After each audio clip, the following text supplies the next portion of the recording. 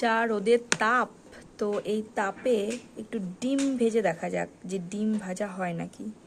সবাই তো চেষ্টা করে দেখছে, ডিম ভেজে খাচ্ছে রোদে, বহু কিছুই দেখা যাচ্ছে। তাওয়াটা গরম হোক, আবার 20 মিনিট পর এসে ডিমটা ছেড়ে দিয়ে যাব। 20 মিনিট পর চলে এলাম, দেখি এবার ডিমটা দিয়ে দিই।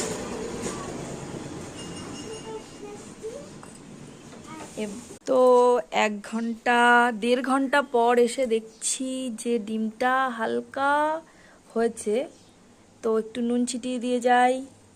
আবার 1 ঘন্টা পর এসে তোমাদের দেখাবো যে ডিমটা পুরোটা ভাজা হলো নাকি। আমার ডিম ভাজা হয়ে গেছে রোদে, সত্যি আপনারা ট্রাই করে দেখুন, রোদে ডিম ভেজে একবার খেয়ে দেখুন। রোদেও যে ডিম ভাজা হয় সত্যি আমি বিশ্বাস করিনি, আমি নিজে আজকে চেষ্টা করে দেখলাম। পুরো 2-2.5 ঘন্টা